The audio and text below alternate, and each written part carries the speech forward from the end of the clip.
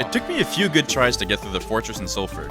The enemies are getting pretty tricky. The quadruped frogs are surprisingly sturdy, and these fast frogs throw grenades that can really get you stuck when they're in a pack. Oh, and you're Not to mention the juicy hot spring Can I fellas. shoot you? The first attempt against the Emperor was What sponsored the by the fuck? Majordome shotgun and went about as good as I could hope. Oh. His one of first these. phase is a ton of fun. The more you destroy nodes on his mech, the faster he gets, and he ends up climbing up the walls and dive bombing you from across the room. Oh, you climb walls now. Oh. Unfortunately, I wasn't prepared enough to clear the second phase, and we get sent back to the grind.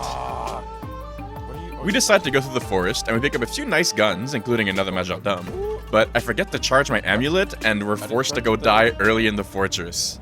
We lose everything. I'm gonna fucking kill myself. We call it a night and hope to come back refreshed a few days later. Oh, what a stupid mistake.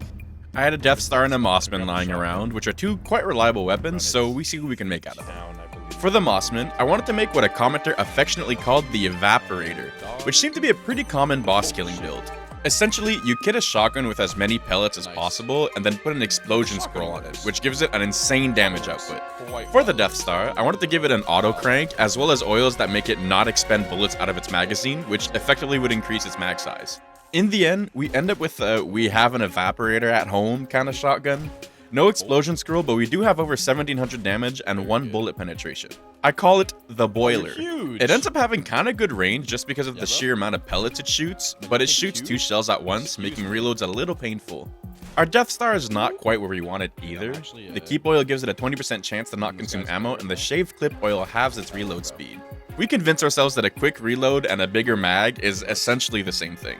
Of note is our ludicrous 42 armor and 60 explosion resistance. Each point of armor reduces damage by 1%, and each point of resistance does the same, meaning we take almost no damage from explosions, which comes in handy against the Emperor.